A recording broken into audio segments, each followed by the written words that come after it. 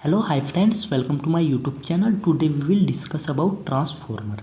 तो आज की इस वीडियो में मैं आपको बताऊंगा ट्रांसफार्मर क्या होता है और इसका यूज़ हम क्यों करते हैं और किस लिए करते हैं, और ट्रांसफार्मर के कौन कौन से टाइप्स होते हैं। तो आज की इस वीडियो में हम इन सभी के बारे में डिटेल में डिस्कस करेंगे। तो प्लीज़ वीडियो को पूरा देखिए, और अगर आपको वीडियो अच्छी लगे तो प्लीज़ लाइक कीजिए और चैनल को सब्सक्राइब कीजिए, जिससे कि मेरी वीडियो के नोटिफिकेशन आपको प्रॉपर्ली मिल सके। तो जान लेते हैं ट्रांसफार्मर क्या होता है। सबसे पहले मैं आपको बताना चाहूँगा कि ट्रांसफार्मर एक इलेक्ट्रिकल डिवाइस होती है। इसका यूज़ हम जो हमारी पावर सोर्स होती है उसको वन प्लेस से सेकंड प्लेस तक ट्रांसफ़र करने के लिए यूज़ करते हैं। अब मैं आपको एक एग्जांपल के थ्रू बता देता हूँ। सपोज़ कीजिए यहाँ पे एक पावर प्लांट है जहाँ पे बिजली को बनाया जाता है। तो यहाँ से और ये यहाँ पे आपका घर है जहाँ तक आपको बिजली चाहिए। आपके घर में 220 वोल्ट चाहिए आपको, या 240 वोल्ट चाहिए। जो आपके घर में पावर सप्लाई आती है वो 220 वोल्ट या 240 वोल्ट आती है। और आपने यहाँ पे सपोज कीजिए 3K वोल्ट पावर प्लांट से 3K वोल्ट की बिजली को यहाँ पे बनाया, और आपको यहाँ से यहाँ तक इसको पहुँचाना है। और यहाँ तक आते आते यहाँ पे ये 220 वोल्ट से कम नहीं होनी चाहिए। लेकिन अगर आप यहाँ पे बीच में ट्रांसफार्मर का यूज़ नहीं करते हो तो ये यहाँ तक आते आते बहुत कम रह जाती है, यानी कि 220 वोल्ट से भी बहुत कम ही रह जाती है। ये 20 वोल्ट भी हो सकती है, 40 वोल्ट भी हो सकती है, यानी कि आपको प्रॉपरली 220 वोल्ट या 240 वोल्ट नहीं मिल पाती। तो हम क्या करते हैं, यहाँ पे हम जो ये है हमारा पावर प्लांट, इसके बाद में हम यहाँ पे एक ट्रांसफार्मर का यूज़ करते हैं। ट्रांसफार्मर क्या काम करता है, जो ये है हमारा 3 किलोवाट, इसको ये इंक्रीज़ कर देता है। और ये इस तरीके से हम इसका मैनेजमेंट करते हैं जिससे कि यहाँ पर हमको 220 वोल्ट या 240 वोल्ट मिल सके। तो सपोज कीजिए अब हमको ये यहाँ पर कुछ वोल्ट मिला। मैं आपको एक एग्जांपल के थ्रू और बताना चाहूँगा। ये यहाँ पर आपको 300 वोल्ट मिला, लेकिन आपको चाहिए यहाँ पे 220 वोल्ट, और आपने यहाँ पे लगा दिया अब यहाँ पे एक ट्रांसफार्मर। तो ट्रांसफार्मर क्या काम करेगा, जो ये वोल्टेज है इसको कम कर देगा और 220 वोल्ट आपके घर में आ जाएगी। जो आपके घर के पास यहाँ पे ट्रांसफार्मर लगे होते हैं ना, ये मैंने उसी का यहाँ पे एग्जांपल लिया। अब आप ये यहाँ पे बोलोगे कि यहाँ पे ट्रांसफार्मर ने तो वोल्टेज को इंक्रीज़ कर दिया और यहाँ पे डिक्रीज़ कर दिया। तो इसके दोनों ही काम होते हैं, और ये आपको पता चलेगा जब मैं आपको बताऊँगा कि टाइप्स ऑफ ट्रांसफार्मर क्या होते हैं। ट्रांसफार्मर के अलग अलग टाइप्स होते हैं, तो मैं इस वीडियो में आपको ये भी बताऊंगा। लेकिन अब मैं आपको बता देता हूँ कि ये वर्क कैसे करता है। देखिए फ्रेंड्स, ट्रांसफार्मर के अंदर हमारी 2 वाइंडिंग होती है, इसको बोलते हैं हम प्राइमरी वाइंडिंग, और जहाँ ये होती है हमारी सेकेंडरी वाइंडिंग।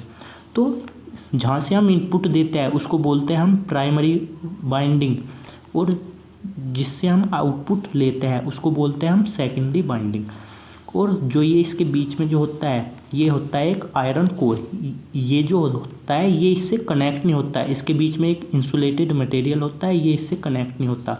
और सेकंड बात मैं आपको बताना चाहूँगा कि जो हमारा ट्रांसफार्मर है ये एसी पर वर्क करता है। एसी करंट आपको मैं बता दूं क्या होता है, जिसकी पोलैरिटी और डायरेक्शन चेंज होती है विद रिस्पेक्ट टू टाइम, उसको हम एसी करंट बोलते हैं। तो ये एसी करंट पर ही वर्क करता है। और आपको मैं बता देता हूँ ये म्यूचुअल इंडक्टेंस के आधार पर ये वर्क करता है। और म्यूचुअल इंडक्टेंस क्या होता है ये भी मैं आपको बताऊँगा। देखिए फ्रेंड, जब हम इसमें पावर सप्लाई देते हैं तो जो ये है हमारी जो एक कोयल है, इसके चारों ओर एक मैग्नेटिक फील्ड प्रोड्यूस हो जाता है और ये आपस में लिंक भी कर जाता है। उसके बाद क्या होता है, जो ये है हमारी कोर, इस कोयल की वजह से यहाँ पे भी एक मैग्नेटिक फील्ड प्रोड्यूस हो जाता है, ये ऐसे चलने लगता है। और ये चलते चलते ये यहाँ तक आ जाता है, सेकेंडरी कोयल तक आ जाता है। जो ये है हमारी सेकंड कोयल, फर्स्ट कोयल ये, या प्राइमरी कोयल, या ये सेकेंडरी कोयल या सेकंड कोयल। तो ये यहाँ तक आ जाता है। और यहाँ तक आने के बाद इसमें भी मैग्नेटिक फील्ड प्रोड्यूस हो जाता है, और जहाँ पे मैग्नेटिक फील्ड प्रोड्यूस होता है वहाँ पे एक ईएमएफ इंड्यूस हो जाता है। ईएमएफ का मतलब होता है इलेक्ट्रोमोटिव फोर्स, जिसकी वजह से हमारी करंट यहाँ पे फिर फ्लो होने लगती है, यानी कि हमको यहाँ पे आउटपुट मिल जाता है। और म्यूचुअल इंडक्टेंस क्या होता है, ये लो फैराडे ने दिया था, जो कि फैराडे का लॉ होता है कि जब भी हमारी एक कोयल में करंट फ्लो होती है, या हम बोलते हैं कि हम इसमें सप्लाई देते हैं और यहाँ पे मैग्नेटिक फील्ड प्रोड्यूस हो जाता है, तो उसके पास जो कोयल होती है उसमें भी इस कोयल की वजह से इसमें भी क्या हो जाता है, मैग्नेटिक फील्ड प्रोड्यूस हो जाता है, जिसकी वजह से फिर यहाँ पे करंट फ्लो होने लगती है। मैग्नेटिक फील्ड की वजह से क्या प्रोड्यूस होता है, ईएमएफ, और ईएमएफ को ही हम बोल सकते हैं कि करंट प्रोड्यूस होती है, फिर ये यहाँ पे हमको आउटपुट दे देता है, और इसको ही बोलते हैं हम म्यूचुअल इंडक्टेंस। जब एक कोयल से दूसरी कोयल में हमारा जो मैग्नेटिक फील्ड है या इसकी वजह से यहाँ पे करंट फ्लो हो जाता है, उसी को हम बोलते हैं म्यूचुअल इंडक्टेंस। और ये डीसी पर वर्क क्यों नहीं करता, एसी पर ही क्यों करता है? देखिए फ्रेंड्स, हमारा जो मैग्नेटिक फील्ड होता है वो हमारा तब प्रोड्यूस होता है जब हमारी जो करंट की जो पोलैरिटी है, प्लस माइनस, ये चेंज होती रहती है, यानी कि जो हमारी करंट है ये चेंज होती रहती है, तो हमारा मैग्नेटिक फील्ड प्रोड्यूस होता है, वरना नहीं। तो डीसी में क्या होता है, हमारी पोलैरिटी चेंज नहीं होती, इस वजह से ये यहाँ पे मैग्नेटिक फील्ड नहीं बन पाता है, जिसकी वजह से ये करंट को फ्लो नहीं होने देता। अब हम बात करते हैं टाइप्स ऑफ ट्रांसफार्मर। ये 2 टाइप्स के होते हैं, स्टेप अप ट्रांसफार्मर और स्टेप डाउन ट्रांसफार्मर। सबसे पहले मैं आपको बता देता हूँ स्टेप अप ट्रांसफार्मर क्या होता है। देखिए फ्रेंड्स, स्टेप अप ट्रांसफार्मर का मतलब होता है जो हमारी प्राइमरी वाइंडिंग होती है, जहाँ से हम इनपुट को देते हैं, वहाँ पर तो कम होती है, जो ये होते हैं ना टर्न हो रहा है, ये कम होती है यहाँ पे वाइंडिंग, और इधर की साइड वाइंडिंग यहाँ पे ज़्यादा होती है सेकेंडरी कोयल में। तो इसकी वजह से क्या होता है, हम कोई भी पावर सप्लाई देते हैं, ठीक है, पावर देते हैं, वो तो हमको ये यहाँ पे सेम मिलती है आउटपुट में, जो पावर हमने इनपुट में दी वो हमको यहाँ पे आउटपुट में सेम मिलेगी। लेकिन जो हमारी जो वोल्टेज होती है और करंट होती है उसमें चेंजिंग आ जाती है। अब स्टेप अप ट्रांसफार्मर में क्या होता है, जो हमारी वोल्टेज है वो इंक्रीज़ हो जाती है, जो यहाँ पे थी ना वोल्टेज, ये तो इंक्रीज़ हो जाएगी, और करंट डिक्रीज़ हो जाएगी, तो हमको ये यहाँ पे मिल जाएगी, लेकिन पावर सेम ही होगी, वोल्टेज इंक्रीज़ होएगी और करंट डिक्रीज़ होएगी। और जब हम इन दोनों की मल्टीप्लाई करेंगे तो ये पावर के ही इक्वल होगी, जितनी इनपुट में थी उतनी आउटपुट में होगी। तो यही वर्क होता है स्टेप अप ट्रांसफार्मर का।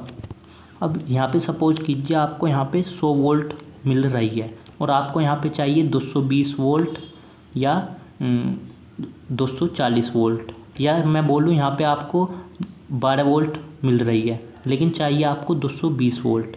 तो ये क्या काम करेगा, जो ये स्टेप अप ट्रांसफार्मर होता है ये वोल्टेज को इंक्रीज़ कर देता है, ये चेंजिंग करता है वोल्टेज में, ठीक है। तो ये वोल्टेज को इंक्रीज़ करके यहाँ पे 240 वोल्ट कर देगा, लेकिन जो हमारी करंट होती है वो डिक्रीज़ हो जाती है। तो यही वर्क होता है स्टेप अप ट्रांसफार्मर का। अब मैं आपको बता देता हूँ स्टेप डाउन ट्रांसफार्मर क्या होता है। जो हमारी प्राइमरी वाइंडिंग होती है वो ज़्यादा होती है, लेकिन सेकेंडरी वाइंडिंग यहाँ पे कम होती है कंपेयर टू प्राइमरी वाइंडिंग। और जो हमारी पावर होती है वो सेम होती है, जो हम इनपुट में पावर देते हैं वो आउटपुट पावर के सेम होती है, ठीक है। इसमें क्या होता है, जो हमारी वोल्टेज होती है वो डिक्रीज़ हो जाती है, लेकिन करंट इंक्रीज़ हो जाता है, और ये भी एसी पर ही वर्क करता है। यहाँ पे वाइंडिंग क्या होती है, ज़्यादा होती है, और यहाँ पे कम होती है। अब यहाँ पे सपोज कीजिए यहाँ पे आपने इनपुट में दिया 220 वोल्ट, लेकिन आपको चाहिए यहाँ पे 12 वोल्ट या 9 वोल्ट, जितना भी आपको चाहिए, तो वहाँ पे आप स्टेप डाउन का यूज़ करेंगे। स्टेप डाउन का क्या मतलब होता है, आपको नाम से ही पता चल पा रहा होगा। डाउन मतलब वोल्टेज को क्या करता है, ये डिक्रीज़ कर देता है। यहाँ पे 220 वोल्ट है, और फिर जब हम स्टेप डाउन का यूज़ करेंगे तो हमको यहाँ पे 12 वोल्ट या 9 वोल्ट मिल जाएगा। तो ऐसे ही वर्क करता है फ्रेंड्स ट्रांसफार्मर। अगर आपको वीडियो अच्छी लगी हो तो प्लीज़ लाइक कीजिए और चैनल को सब्सक्राइब कीजिए, क्योंकि मैं एजुकेशन से रिलेटेड या इलेक्ट्रॉनिक्स से रिलेटेड वीडियो को अपलोड करता रहता हूँ। Thank you friends.